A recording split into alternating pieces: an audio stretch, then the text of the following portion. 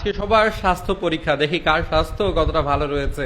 Just আপনি আমার সাথে নিঃশ্বাসটা বন্ধ রাখবেন, দেখি কে কত পার্সেন্ট সময় পর্যন্ত নিঃশ্বাসটা বন্ধ করে রাখতে পারে। তো লেটস স্টার্ট।